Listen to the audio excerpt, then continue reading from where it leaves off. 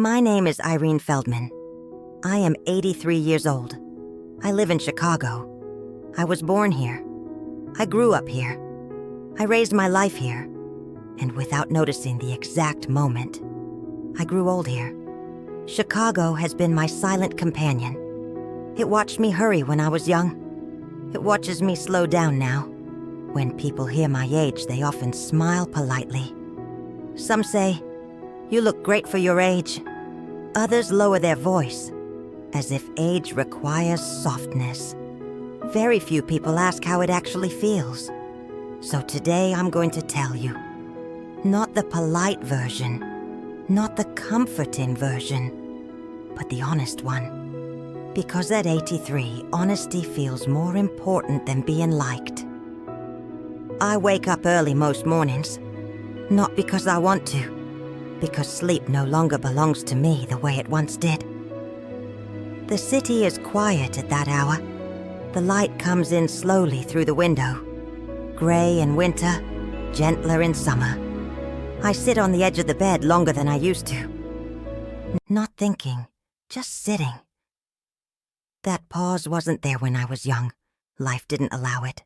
Now life is made of pauses. At my age, every day begins with an assessment. Before I stand, I check in with my body. Not emotionally, practically.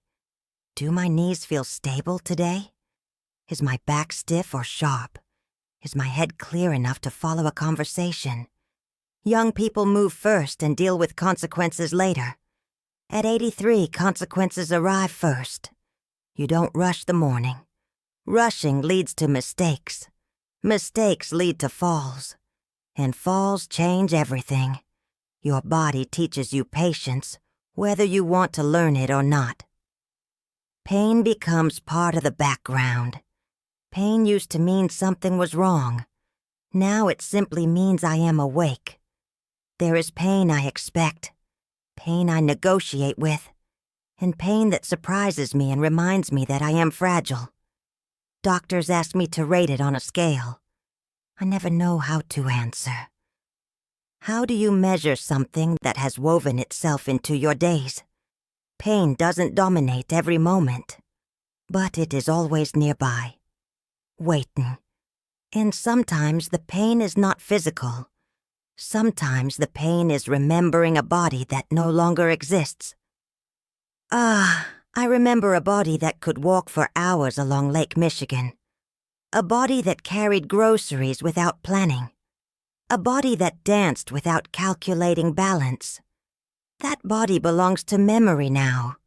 You grieve it quietly, because no one else understands that loss. People say, well, that's just aging. But it is still loss. And loss does not become easier just because it is expected. At 83, you stop measuring life in time. You measure it in energy. Energy becomes your currency. A shower costs energy. Cooking costs energy. Conversation costs energy. Some days I wake up already in debt. People think retirement means rest. They don't understand that rest itself becomes work. You work to preserve strength. You work to avoid exhaustion. Because exhaustion at this age takes much longer to leave than it ever did when you were young. The world moves faster now. Faster than I can comfortably follow. Conversations rush ahead. Technology updates itself. Language changes. Sometimes I understand everything. Sometimes I lose the thread. And when you lose the thread, people assume you're lost entirely. They stop waiting. They stop explaining. Being left behind is not sudden. It is gradual. And it is quietly humiliating. At some point, people stop seeing you. Not dramatically. They just look past you. Your opinions are no longer requested. Your presence is tolerated, not sought. You are still here. But the world has decided you are finished contributing. That invisibility hurts more than weakness ever could. Loneliness at this age is not loud. It doesn't announce itself. It shows up in small moments. Cooking too much food out of habit, setting 2 cups on the table by mistake, hearing something funny and realizing there's no one to tell. Loneliness doesn't break you. It thins you, day by day. Your world grows smaller. Chicago used to feel endless to me. Neighborhoods, streets, places filled with memories. Now my world fits into a few rooms, a kitchen, a bedroom, a living room, occasionally a doctor's office. The city keeps moving. You don't. You watch life happen through windows, through screens. You don't stop caring. You just stop participating. By 83, grief is familiar. Another name, another phone call, another empty chair. You stop being surprised. Grief no longer knocks. It lets itself in. And the strange part is that life continues anyway. You learn how to carry sorrow while still folding laundry and washing dishes and making coffee. Independence does not disappear overnight. It leaves in small pieces. Someone insists on driving you. Someone handles your paperwork. Someone decides what is too much for you. Each step sounds reasonable. Each step takes something away. Eventually you realize you're living inside a life that used to be yours. And you don't fight it, because fighting costs energy you no longer have. Memory changes shape in old age. Yesterday feels far away. 40 years ago feels close. I remember my mother's voice better than what I ate this morning. Some memories refuse to fade. Others disappear without warning. You grieve memories the same way you grieve people. Because when a memory goes, a piece of your life goes with it. Regret does not shout. It waits. It waits until life slows down, until distractions disappear. Then it speaks quietly. You don't regret the things you tried. You regret the things you postponed. Conversations you rehearsed but never had. Love you assumed would wait. Regret is patient, and it has excellent timing. Love at this age changes its shape. It is no longer loud. It is no longer dramatic. It is presence. It is patience. It is someone who notices when you are quiet. You stop wanting fireworks. You want warmth. You realize how little you actually needed all along. And then there is death. At 83, death is no longer abstract. It is practical. You think about details, paperwork, memories, what will remain. You don't rush toward it, but you stop pretending it isn't near. Fear softens. Acceptance grows. And strangely, that acceptance brings clarity. Time changes at this age. It no longer feels endless. And that makes it sacred. You notice small things. Light, silence, stillness. You stop rushing because you finally understand there was never a reason to. I was not always old. Sometimes people forget that. I was a child once, a noisy one. I grew up in Chicago when the winters felt endless and the summers smelled like hot pavement and lake water. My parents were practical people, not unkind, just busy surviving. We didn't talk about feelings much. We talked about responsibility, about doing what needed to be done. That shaped me more than love ever did. As a girl, I believed adulthood would be freedom. I believed growing up meant finally being in control. I rushed toward it. I didn't realize how fast I was moving. I remember wanting my life to start, not understanding that it already had. I met my husband young, not because he was perfect, but because he felt stable. Stability mattered back then, more than passion, more than compatibility. We built a life the way people did at that time, step by step, without asking too many questions. Marriage wasn't romantic, it was practical, and for a long time that was enough. We argued quietly. We forgave slowly. We stayed. That was love in our generation.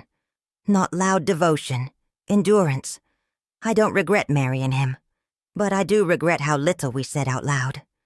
We assumed time would do the talking for us. Time does not speak. It only passes. I worked most of my life, not because it fulfilled me, because it was necessary. Work gave structure to my days, purpose to my mornings. When you stop working, you don't just lose income. You lose a role. Retirement felt like relief for about 6 months. Then it felt like disappearance. No one prepares you for that silence. Motherhood changed everything, not in the way people describe it, not magically. It was exhausting, relentless, full of fear. I loved my children deeply, but I was often tired, often distracted, often worried.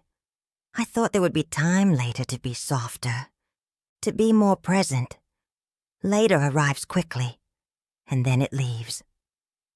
You don't realize when the last time happens, the last time you pick them up, the last bedtime story, the last moment they need you in that way. Motherhood ends quietly, and no one tells you. Loss begins earlier than people expect. First parents, then friends, then the people you imagined growing old with. When my husband died, the world did not stop. That shocked me more than his absence. Life continued without acknowledging my grief. That was my first real lesson in aging. Widowhood is not just loneliness. It is disorientation. You lose your witness, the person who remembers the same life you do. When they go, your past becomes less real. There is no one left to confirm it. As the years passed, my life simplified. Not by choice, by subtraction. Less strength, less noise, less people, more memory, more quiet, more reflection. Now at 83, I understand things I didn't have time to understand before. That love is not urgency, that success is not speed, that life is not something you conquer, it is something you accompany. I think about my younger self sometimes. I want to tell her to slow down, but she wouldn't listen. None of us do.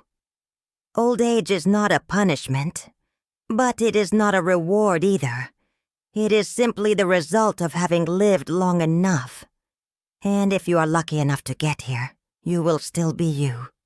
Just quieter, just slower, just more honest. My name is Irene Feldman. I am 83 years old. I was born in Chicago. I lived my life here. And this is what remains when almost everything else is gone. Love you assumed would wait. Regret is patient. And it has excellent timing. Love at this age changes its shape. It is no longer loud. It is no longer dramatic. It is presence. It is patience. It is someone who notices when you are quiet. You stop wanting fireworks. You want warmth. You realize how little you actually needed all along. And then there is death. At 83, death is no longer abstract. It is practical. You think about details, paperwork, memories, what will remain. You don't rush toward it, but you stop pretending it isn't near. Fear softens. Acceptance grows. And strangely, that acceptance brings clarity. Time changes at this age. It no longer feels endless. And that makes it sacred. You notice small things. Light, silence, stillness. You stop rushing because you finally understand there was never a reason to. If you are young and listening to me, I don't want your pity. I want your attention. Live now. Speak now. Love fully. Because one day you will sit quietly, like I do now, and time will feel very different. My name is Irene Feldman. I am 83 years old. I live in Chicago. And this is the truth of growing old.